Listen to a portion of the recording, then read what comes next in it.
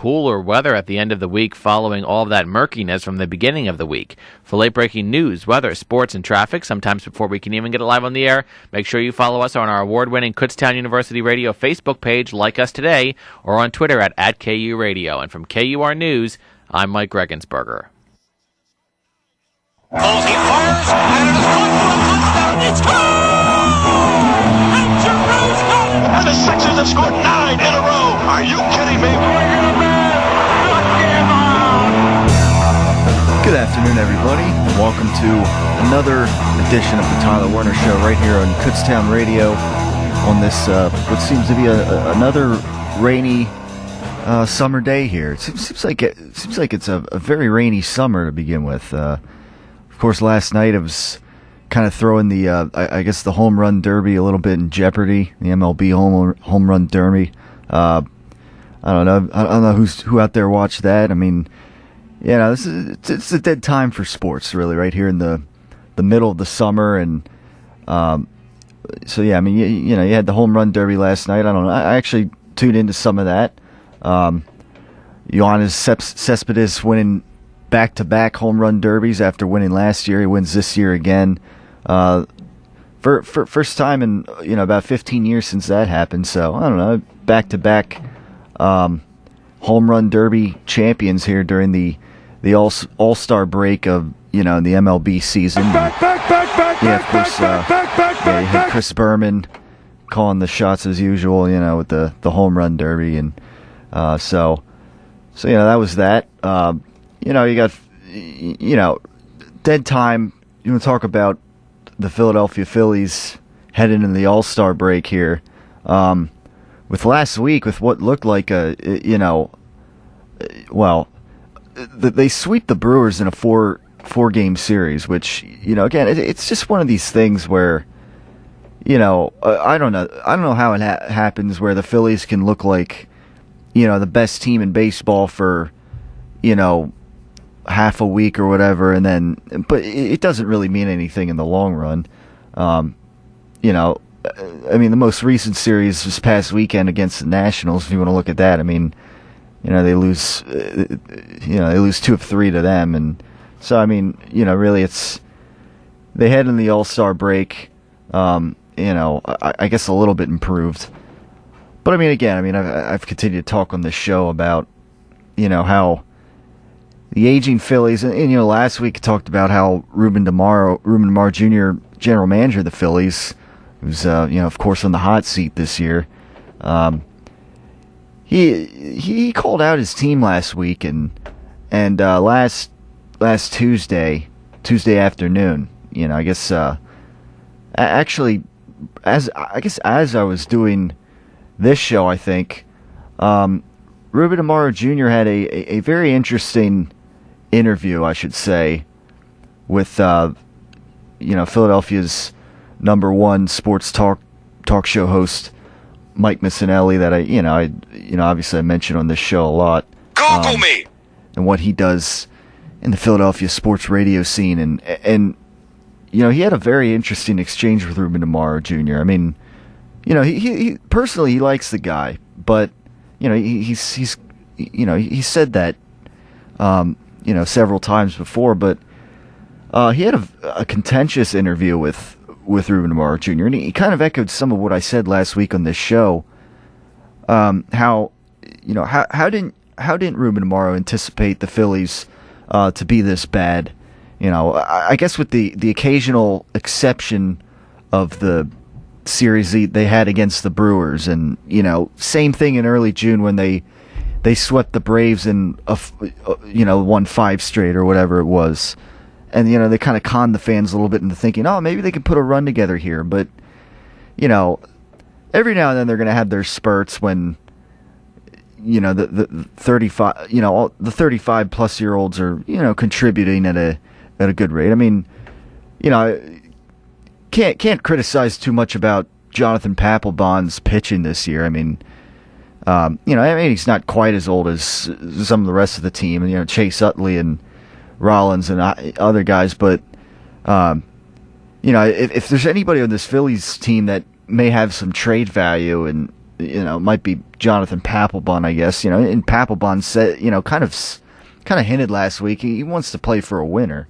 And even before that, but again, I mean, Ruben Amaro was kind of called out last week, not just by the media, not just by me, but by fans as well.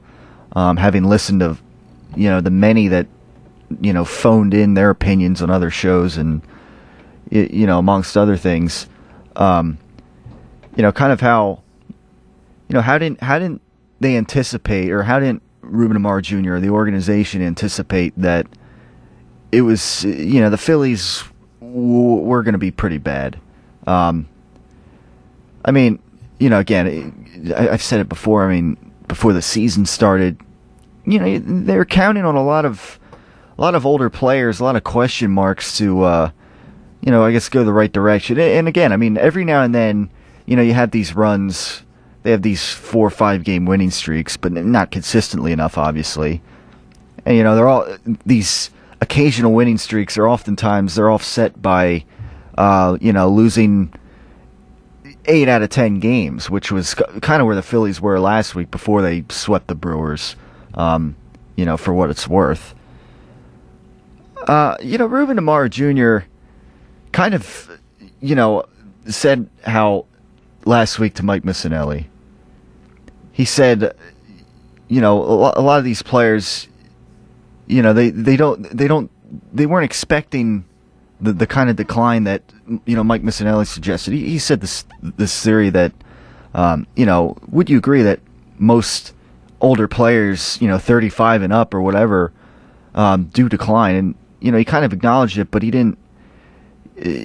Or Ruben Amaro acknowledged it, but he expected that they were gonna be a playoff team. Apparently, considering they're keeping the roster, all these veteran guys, these core Phillies intact from, the 2008 World Series championship team, which is now 6 years ago and counting.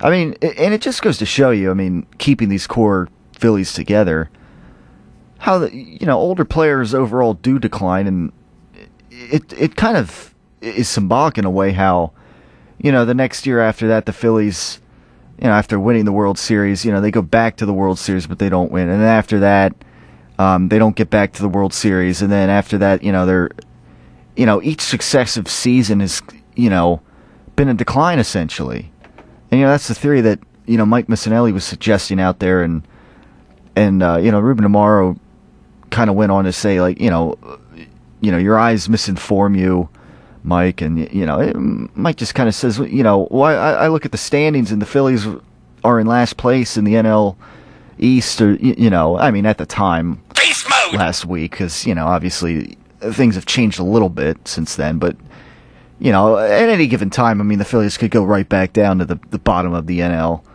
anyways, so I mean, for what it's worth. But so that's kind of the Phillies talk for the day. I mean, is Ruben Amaro Jr., is he in denial here? I mean, I don't know. I think it's some of the frustration that I heard out of him last week in that interview. I mean, I think it's last gas a little bit here. I mean, in calling out the Phillies, kind of admitting that maybe we need to go in a different direction, and this and that, and like I said before, you needed to go in a different direction,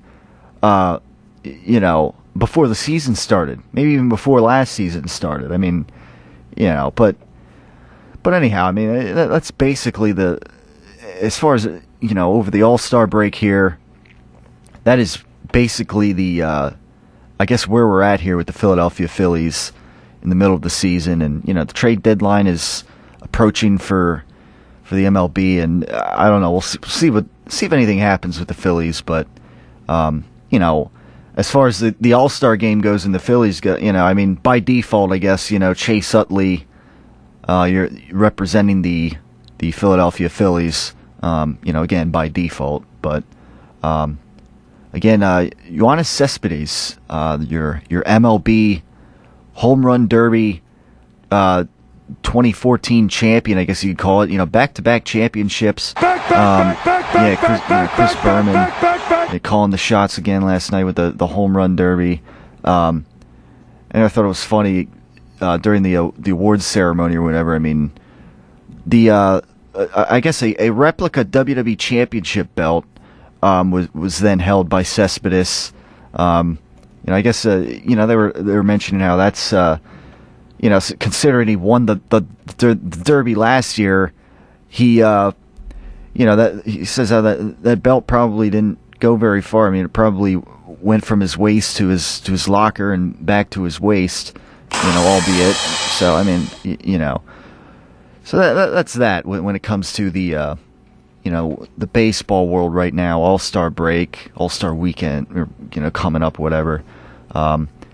Obviously, the big news, at least coming out of late last week, was the shockwaves sent throughout the sports world when LeBron James decided to take his talents back to his home, as some would call, he would call the Cleveland Cavaliers organization, and suddenly, an athlete that many people hated, now they kind of love it, and really look at this as a feel-good story, for Cleveland, and LeBron James going back to the Cleveland Cavaliers organization. I gotta say, I mean, there's a lot of Cleveland Cavalier fans out there who might be regretting the burning of their LeBron James jerseys several years ago. Now that LeBron James is coming on home, and now, the organization that for the last 4 NBA drafts had the number 1 pick in 3 of them. Now they get LeBron James back. Now they at least in a few years, they should be looking at an NBA championship, if not multiple. Now, and that obviously that poses an interesting discussion here, but obviously, LeBron James had many interesting things to say in his essay, or his letter that he hired someone to clean up for him. Obviously, the kind of, I guess, make it sound even more of a feel good fairy tale story. Maybe not fairy tale story, but you know what I mean. Going back to Cleveland and everything. Few excerpts here from this letter. I mean, this is not about the roster or the organization, James wrote in the letter published on Sports Illustrated's website. I feel my calling here goes above basketball. I have a responsibility to lead in more ways than one, and I take that very seriously. My presence can make a difference in Miami, but I think it can mean more where I'm from. I want kids in Northeast Ohio, like the hundreds of Akron third graders I sponsor through my foundation, to realize that there's no better place to grow up. I'm not promising a championship, James continued in the letter. But, I think in a few years they're going to win one, if not maybe more. I know how hard that it is to deliver. We're not ready right now. No way, of course. And I would agree. I would agree with that a little bit, considering the strength of the Western Conference. Still, the superiority, I guess you could say. But of course, I want to win next year. But I'm realistic. It will be a long process, much longer than it was in 2010. My patience will get tested. So that's kind of some of the basic ideas there of the very intriguing words that LeBron James had to say in his essay, his letter about going back to Cleveland. And he mentions about being realistic and all this and that. Speaking of the rest of the landscape and winning championships and this and that, winning championships. And that, that's a question I want to throw out to listeners today, to sports fans listening. Whether you're here in the Philadelphia region of the major sports markets, or you're just listening wherever else, and you happen to be a sports fan or an NBA fan. How many titles will LeBron James win in Cleveland? That's a poll question here that I see, and you can just call in your thoughts, 610-683-4859, or you can maybe share your thoughts at the Facebook page at facebook.com/Tyler Werner Show. How many titles will LeBron James win in Cleveland?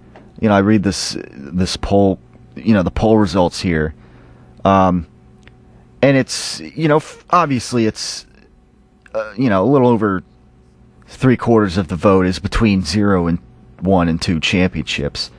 It's pretty, then obviously 3 or more, which might be pushing a little bit, are the minorities there of this poll. But it's very even right here on this, on LehighValleyLive.com, on the sports page here. There's the poll going is like 26.78% say that LeBron James won't win any titles in Cleveland. 26.37 say he'll win 1. 25% says he'll win 2. So it's very even between those three numbers. And then 11.61 say he'll win 3, and then the rest are minuscule in the grand scheme of things here. But that's a very interesting question. Now I mentioned the next couple of years. I think in the grand scheme of things, I think the next couple of seasons, you look at the Western Conference in the NBA and the landscape, and the Western Conference is going to be superior still the next few years, I think, at least. San Antonio, who knows? They might be destined for a three-peat, and to me are the favorites to win it next year. I'm not really caught up in what Vegas is saying right now. The odds were, I think, from what I last saw a few days ago or over the weekend, that Cleveland was now 4-1 favorites or whatever. In the entire league, and I think the Spurs were also 4-1 or whatever. I think the Spurs should be higher than 4-1 favorite. I think the odds are greater than that. You throw Oklahoma City in the mix as well, but LeBron James leaving Miami and going back to Cleveland, really throws a.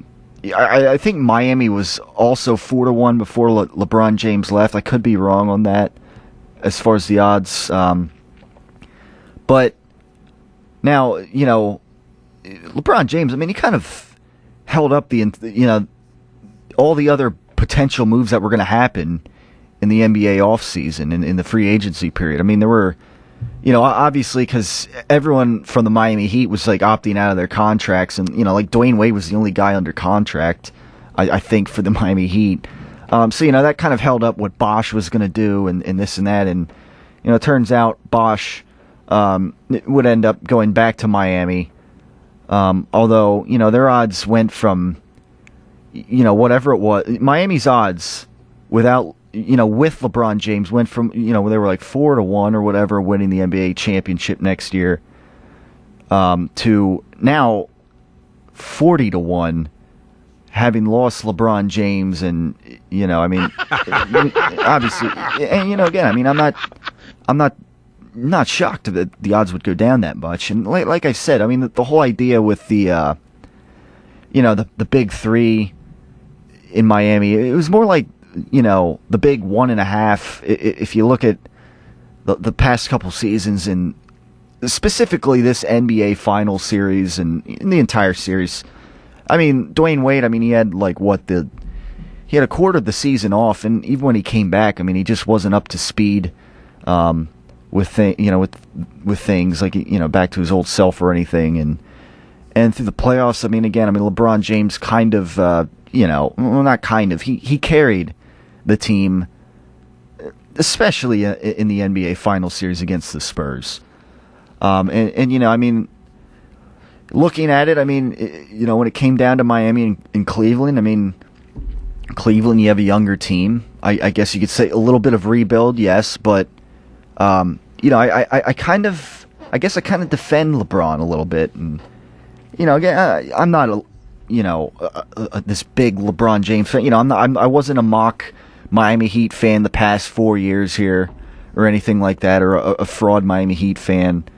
You know, this is Philadelphia, and so therefore the Sixers are my team. They represent Philadelphia here, and you know, obviously, you know, we'll talk about how this change on the other side of the next commercial break here. How this, you know, where the Sixers may fit in this landscape of the NBA down the road here, as you know, Sixers are in this big rebuild here, and LeBron James goes to the Cavaliers again. I mean, the most compelling athlete here in America in some respects. Maybe you take out Lionel Messi in the world, LeBron James. So 610-683-4859. You know, love to hear thoughts on that, as well as the Phillies, and you know, we'll talk some more NFL top 10 QBs, top this that players, as training camp is right around the corner. So stay tuned for that right here on the Tyler Werner Show on Kutztown Radio. Hey, Grandma, KUR is on. KUR? Oh, I remember when they first invented KUR. Do you really? Yes, it was fantastic when they first came on the airwaves. They played everything from Frank Sinatra to Metallica. That's awesome. Hey, Grandma, turn it up. KUR can be heard at 1670 AM, streaming online at www.kutztown.edu/KUR, at select times of the day on Service Electric Berks, Channel 24, Hometown Utilicom, Channel 28, and Service Electric Lehigh, Channel 266. On your smartphone using a free app like TuneIn, or on any phone simply by dialing 610-465-7860. Hey America, we are your pets, and this song's dedicated to those people who don't have health insurance yet.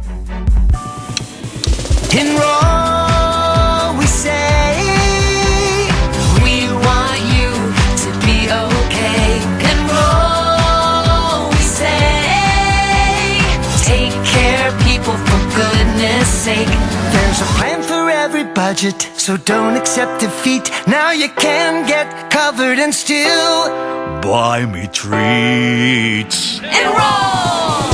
So listen to me, a talking pug, you see. If you get health insurance, preventive care is now free. So sweet. You take care of your pets. Now it's their turn to take care of you. Visit getcoveredamerica.org to learn about your health insurance options. That's getcoveredamerica.org. And take care, people! Brought to you by Get Covered America and the Ad Council.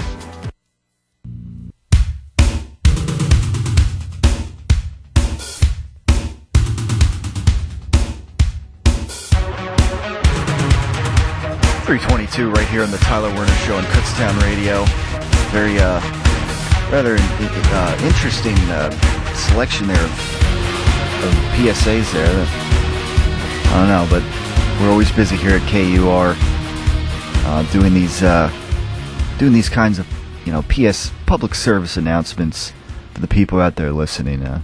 Now I got to mention, if I didn't already, next week will actually be the first week since I guess Memorial Day weekend that there will be no Tyler Werner Show next week on the 3 to 4 hour here on Kutztown Radio, as I will be away on vacation. So coming up this just a few days. So gotta give you a few days get a few days off here, or away from up here in Pennsylvania, whatever. Go down to my usual July trip, my annual, to Delaware, down in Rehoboth there, Lewis, Delaware, southern Delaware, where the a lot of the major beaches are down there, I guess you could say, with a couple grandparents of mine. So, no Tyler Werner show next week. But I mean, I guess, as I hinted at earlier in the show, if there's any time, I guess, to, we kind of just pick out whatever we can as far as talking sports. This is the time, really, and it's the MLB this week specifically. When it comes to the MLB All-Star break, we have no NBA or NHL things going on now. Now that the big LeBron James frenzy is in free agent frenzy in the NBA is now come and gone. And the NHL, it's I don't know. I mean, who cares? No, the off season. I mean, nothing really for the Flyers really going on. I mean, I mentioned last week about the Claude Giroux, grabbing the rear end of a cop multiple times in Ottawa, and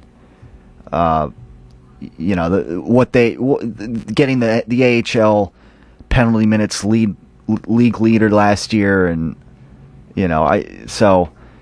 that's that. I mean, there's not really anything to talk about there. And the NFL, we're waiting for training camp, and right now, you got all these QB lists coming out. The past couple of weeks, the NFL Top 100 concluding last week on the NFL Network. The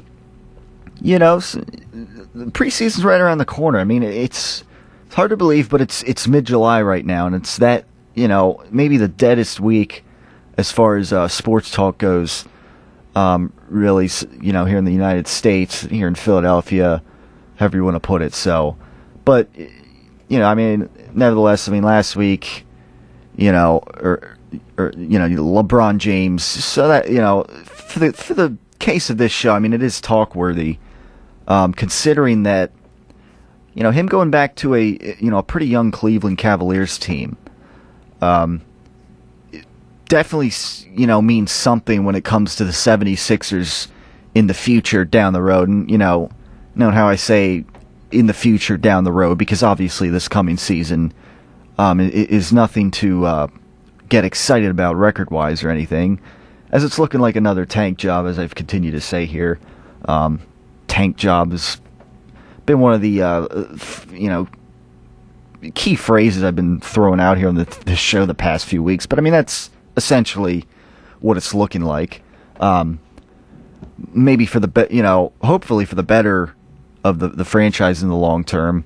Now, maybe when down the road when the Sixers actually do get good, maybe in a few years, hopefully 3 or 4 years, be interesting to see what goes down when it comes to the 76ers. How this roster looks then. Basically, I mean, like I said earlier in the show, I mean, the Western Conference, when it comes to the NBA, is probably going to be superior the next few years still. And, the NBA championship, I would think the next 2 years is going to be won by the Western Conference. A la the San Antonio Spurs, who are destined for a repeat, I think. And maybe destined for a three-peat if you look 2 years down the road. I mean, I mentioned before, how deep they are on the bench. Even with a couple aging players, Tim Duncan, and they can still, they can still contribute to their team enough because again, I mean, they're a deep team, and that's something that the Miami Heat lacked, for instance, when guys like Dwayne Wade and seen burn out, and when Chris Bosh just was inconsistent, or whatever you want to say, and the Spurs, they don't have to really rely on a big three, which that ends up turning to a big 1.5 in the grand scheme of things. At the demise, I guess, of the big three era in Miami Heat history, I guess, is now LeBron James is over in Cleveland. But so again, I mean, LeBron James over in Cleveland, obviously, as far as the Eastern Conference goes, I mean, I guess take your pick between, the young Cleveland Cavaliers team, who knows, do they make a move to get Kevin Love? That's been the possibility that's kind of been thrown out there that could, really maybe put this Cleveland Cavaliers team over the edge here. But, at the end of the day, I mean, Indiana, I mean, they were, last year the 1 seed, but they fell apart.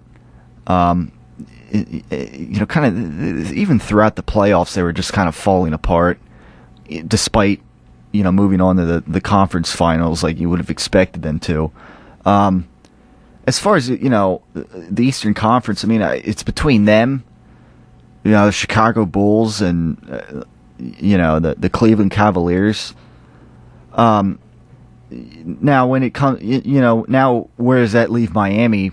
I don't know. I mean, Miami might be a middle of the pack team now, as far as I'm concerned. I mean, I don't know. I mean, they got Bosch, the rest of the team that LeBron James kind of carried to the NBA Finals this past season, but they may still be a playoff team, but they're no longer a force to be reckoned with in the Eastern Conference.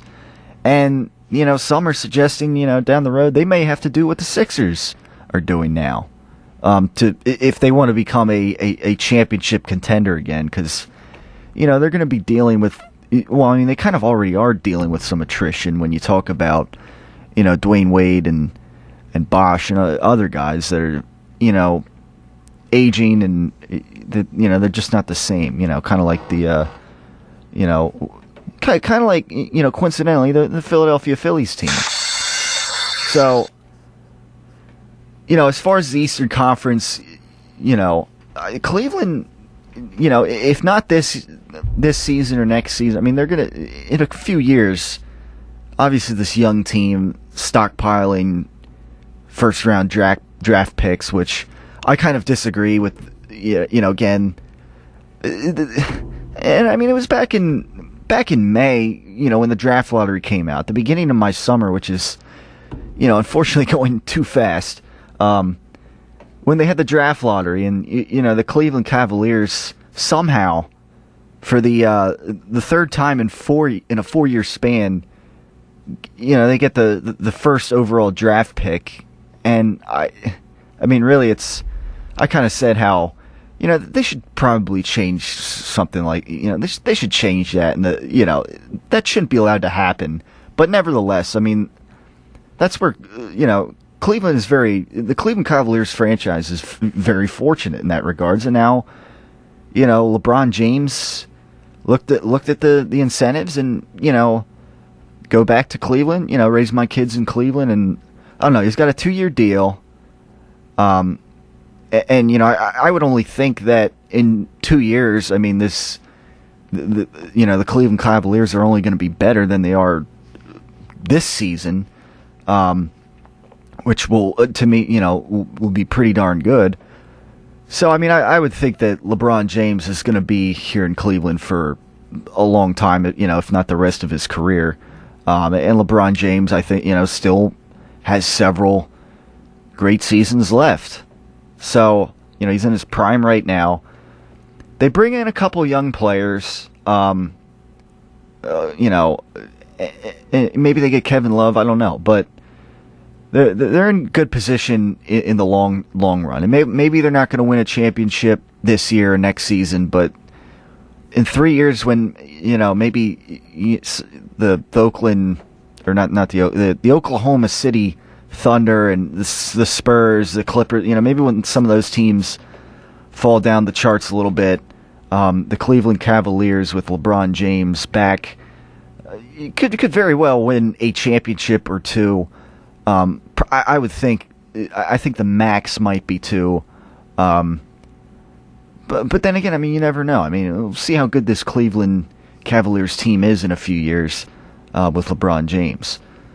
So, in a few years from now, maybe when the Sixers are hopefully becoming a contender.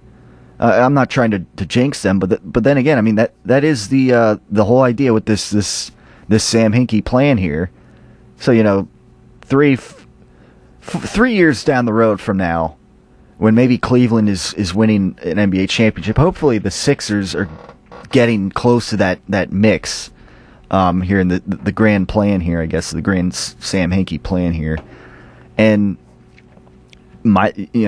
Cleveland with LeBron James, ironically, maybe, the team that the Sixers would have to get through to get to the NBA Finals, if you look at it. So, here in the Philadelphia area, those that are saying, like, oh, this is a feel-good story, and, LeBron James going back to Cleveland, let's keep in mind, that's, I think, a few years down the road when the Sixers team is, what we hope it's going to be. Cleveland is going to be, with LeBron James, they're going to be one of the teams that the Sixers will, likely have to get through to get to the NBA Finals.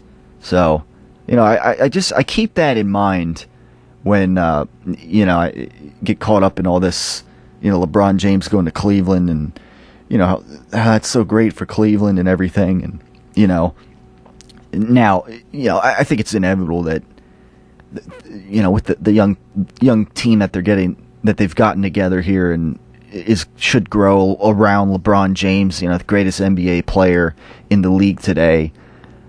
I think it's inevitable that they're going to win at least one championship at some point down the road. So, I think that's what we're looking at right now with when it comes to the NBA, and the where the Sixers fit in with this whole landscape here in the NBA and in the future, when the Sixers actually mean something in a few years, because obviously right now, that's not really the case. So 610-683-4859 or facebook.com/Tyler Werner Show to share your thoughts on this last show before I go on vacation and have off next week.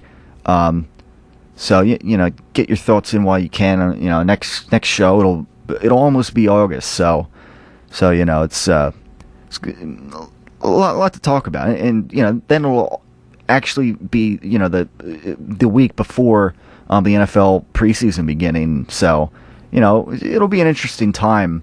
And coming back when it comes to the Philadelphia sports scene.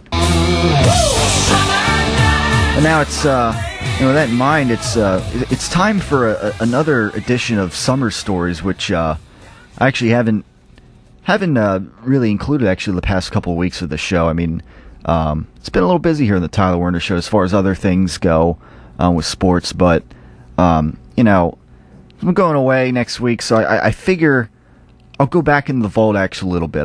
This is summer stories that I started doing back in May when my summer began, really. I mean, here on the Tyler Werner Show, some miscellaneous just stories, things that have happened over this past summer for me. Although this one, since I'm going on vacation next week to Delaware, this is I figure I'll go back in the vaults a little bit, or the vault, I should say.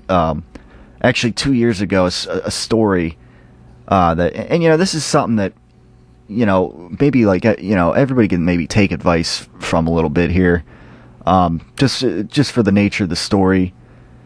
When 2 years ago, I mean, we go, for those who have been down in at Cape and Lopin, it's kind of like right around the part of Delaware where it sort of starts to cut inward, and it's kind of like curves up the, I don't know, kind of like that point of southern Delaware, I guess you could say, and Cape Henlopen Beach. It's a drive-on beach for those who haven't, been there, and one, every year we go, my nan and pop, and we go, the family, whoever's there along, and we go on this beach, almost every day when we're down there, and 2 years ago, we go on this drive-on beach. We take the Jeep, and And we get to the end of this, where they have this fence where you can't go up any further until like later on in the summer season.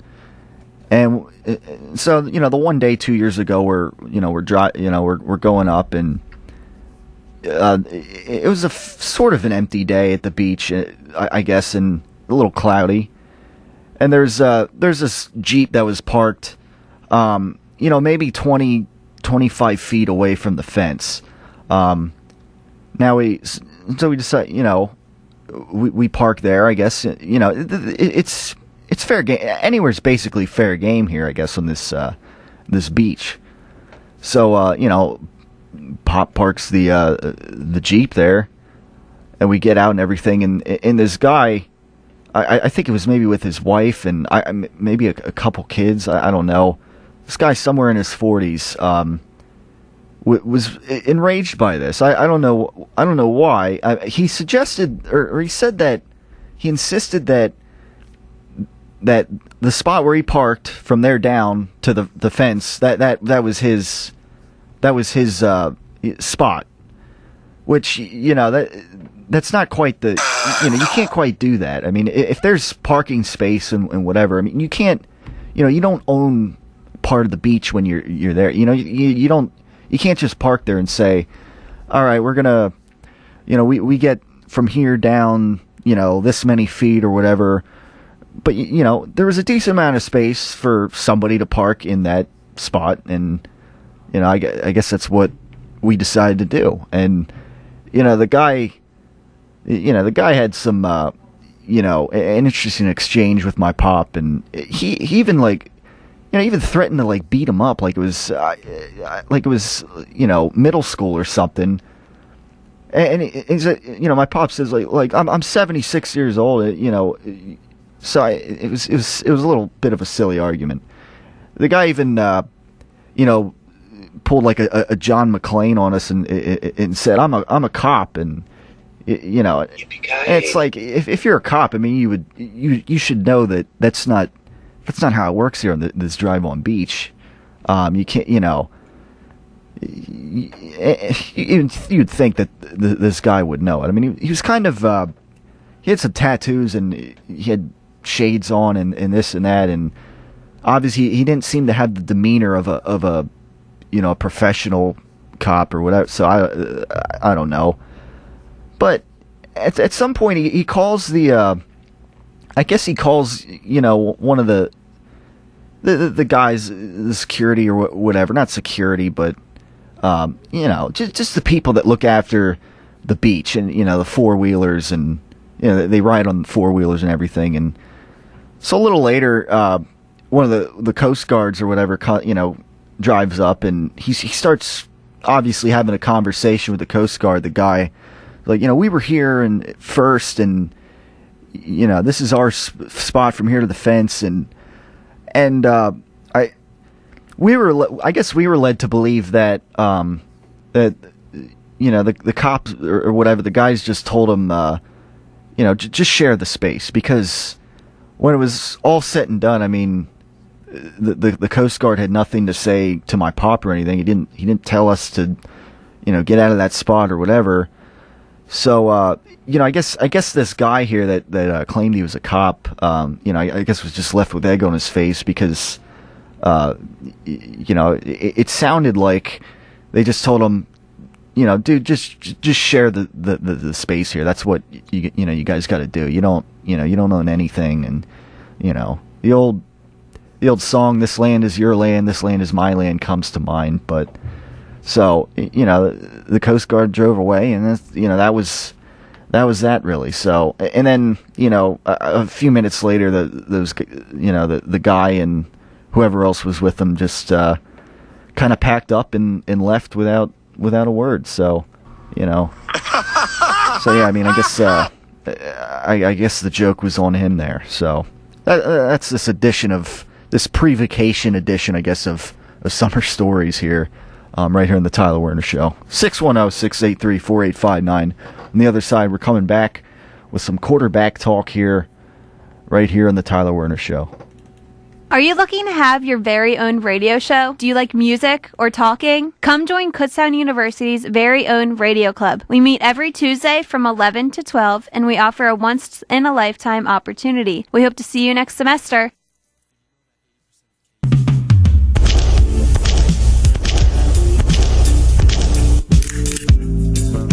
Did you know that 80% of KU students don't binge drink? Hanging posters again? Do you think that poster is really true? Yes, it is true. I am a KU health ambassador and familiar with the audit.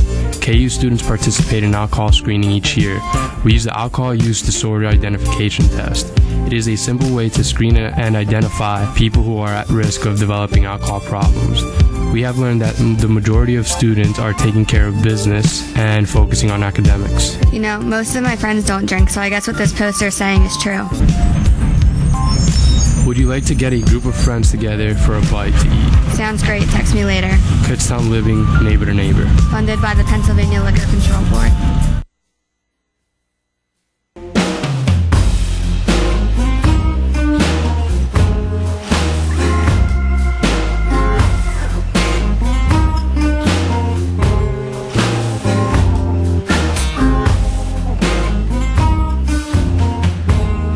.345 right here in the Tyler Werner Show, talking Philadelphia sports as we do on this these summer months here.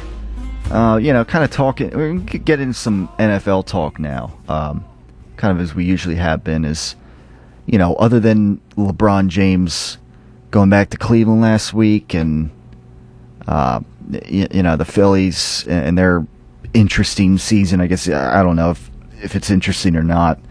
In some regards, it's interesting when it comes to Ruben Amaro, calling out his team. We got to go a different direction. Well, you probably should have gone a different direction, a long time ago. But so it is what it is. It's mid-July here, and I got to say mid-July, and it's like. The high today is going to be like 80 or something. I don't know, but it's been a rather rainy summer. I should say, and a rather mild summer. I mean, we're coming off that crazy winter up here, and next week, again, I'm going away next week. So no Tyler Werner show next week. I'll be out on the beach. It'd be cool if did a remote show down there or something, but that's we don't really have that capability. But down on the beach, talking sports, but I don't know what's up with this summer. I mean, it's the high. I'm looking here at the weather, how it's going to look this weekend when I go down there, and the highs are consistently the rest of this week. 79, 81, 81, 79, 79. I mean, it's mid-July here, and it's been a very mild summer. That's for sure. And again, I don't know what it is. I mean, coming off that brutal winter, we never just really, we've only a couple times have we broken the 90-degree mark here. So I guess maybe that'll make training camp, if for the Eagles a little less brutal, and as far as talk about brutal heat when it comes to the dog days of summer and training camp. It's not looking like it's going to be that brutal if at this rate here. Normally this is the hottest time of the year here in mid-July, and I look today. It's a rainy day here, but the highs are remaining around 80. Here, and for the most part, down Delaware, a few hours south. But again, maybe some rain this weekend, but I don't know. So it's, and that ocean water too. I mean, considering the brutal winter we had, and considering how mild of a summer we, for the most part we've really had. I mean, that beach water is probably going to be pretty cold compared to, what it normally is. I mean, I'm no wimp, but 70. I don't know what it was. Low 70s last year when I went. And I mean, it's probably that water's going to be cold. I mean, I don't know, 60 degrees at most, I would think. I mean, it's really going to... It's an outrage. I don't know, but... so, I don't know, but maybe if it would break 100 degrees or something, and then maybe that water would actually feel good, but I don't know, this year it might be a little hard to really stay in that water for long and, start freezing to death in there, but, nevertheless, I mean, that's your mild summer here for, the foreseeable future, it looks like. And again, I mean, at least maybe for the Eagles, I mean, I don't know, maybe that makes training camp a little less brutal in regards, I don't know, but, getting to the NFL talk here, the quarterback talk, let me just go through for those who haven't followed the NFL Network top 100 players, if you break it down, the top 10 quarterbacks, you take out everybody else and you look at the list, Peyton Manning 1, Tom Brady 2, Drew Brees 3, Aaron Rodgers 4. Again, these first 4 quarterbacks on the list I kind of mentioned last week are, they can be interchangeable, but pretty much they're like a top 4, all 4 of them are like locks to be in the top 4, until they retire, basically. Or don't play in the league anymore or whatever. Which, I can pretty much agree with. I mean, it depends how you break it down. I mean, yeah, Peyton Manning 1 is understandable. Brady 2, I mean, I don't know. It depends really how you look at it. Manning has all these weapons and this and that. Rodgers, I still might put Rodgers ahead of Brees, but I don't know. But the bottom line is those 4 guys, I mean, they're pretty interchangeable, and they're kind of, in their own little league at the top of the list. Now you go to 5 in this list has Russell Wilson, 6 Cam Newton, and Andrew Luck at 7. I think I put Andrew Luck at 5 on this list. He's again. I mean, he a team that I mean, they had the league leading sacks guy last year, but I mean their defense wasn't great or anything. He had an aging Reggie Wayne who is still pretty good, but other than that, I mean, he didn't quite have all the weapons there and this and that, and so again, I mean, you look at Andrew Luck's skill set and a pretty complete skill set, and if you project further, his potential, I think Andrew Luck belongs at 5, and Russell Wilson I moved back at 6. Although obviously, I'm a Russell Wilson fan, or however you want to put, I acknowledge Russell Wilson's game. I guess you could say that's how I want to put it. They have like this little thing here on the website that, it said like he has like almost 60,000 votes underrated, or whatever. You look at Aaron Rodgers, he has this many votes underrated, and then Peyton Manning at number 1, for instance, has, about 5,000 votes overrated, and, whatever that means.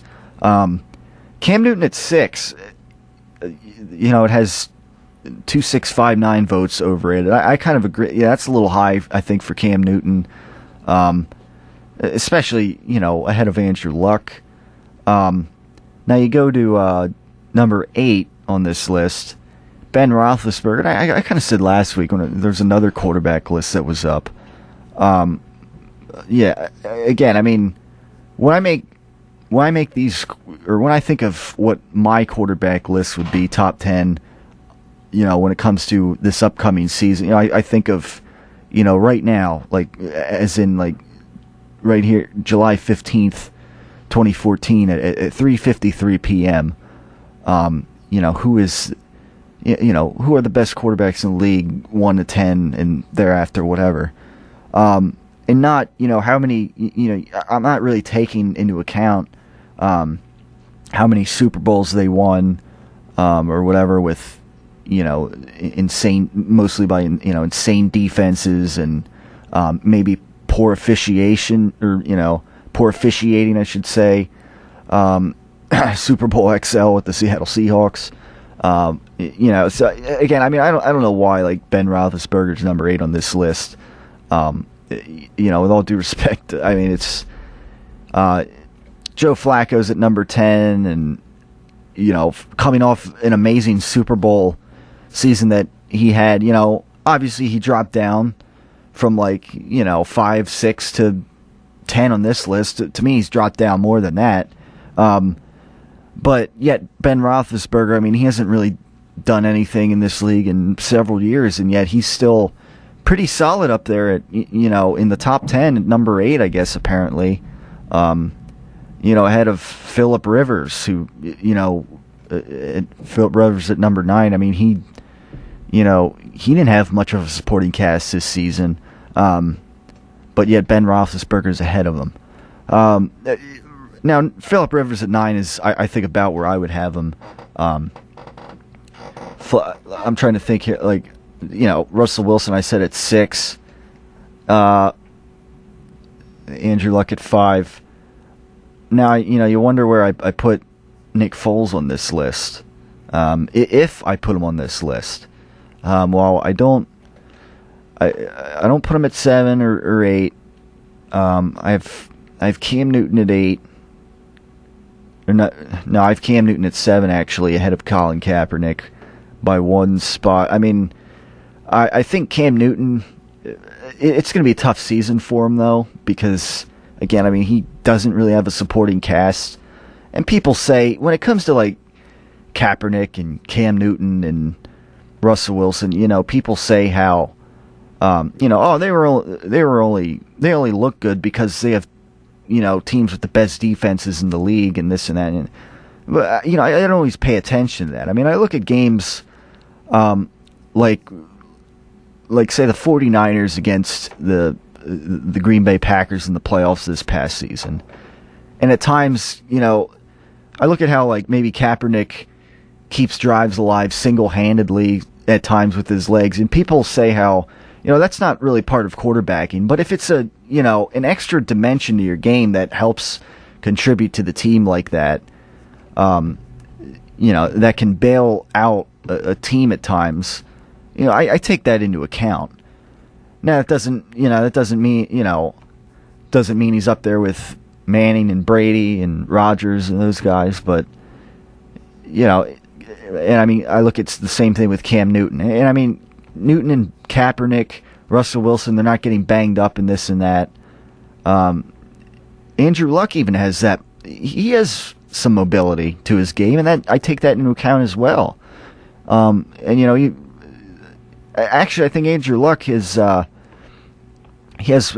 I think since that class came out, that draft class or whatever that he came out of in RG3, he has the most rushing touchdowns for a quarterback, I believe. I think the stat is in the league, which is odd because he's not, Andrew Luck is not a runner like that.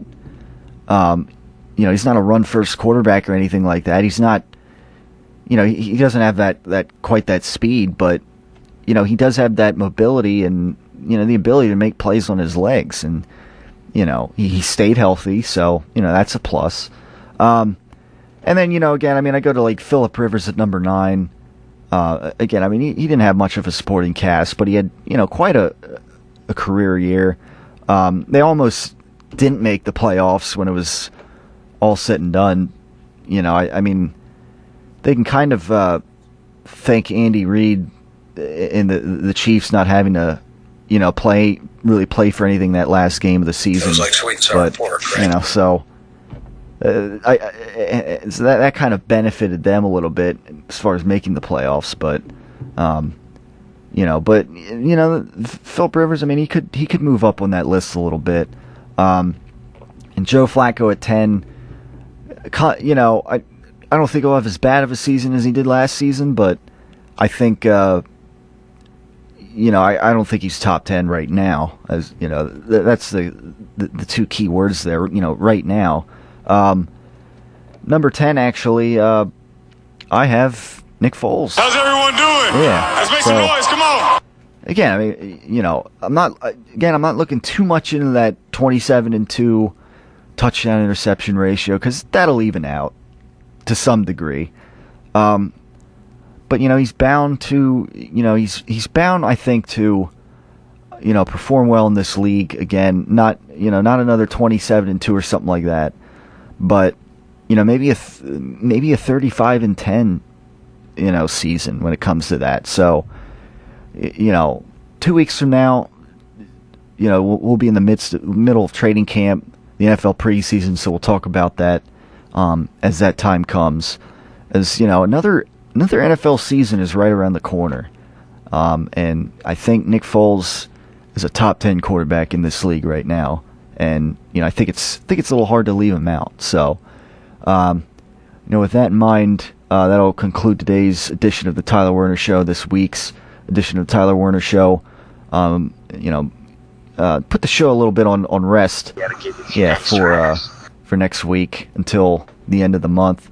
So as I head down to Rehoboth, Lewis, Delaware, where we reside down there, and then go to the beach, the boardwalk down Rehoboth, and all this and that. So until next time, thanks for tuning in, and stay tuned for the next edition of the Tyler Werner Show in a couple weeks when the NFL preseason, I should say, will be right upon us.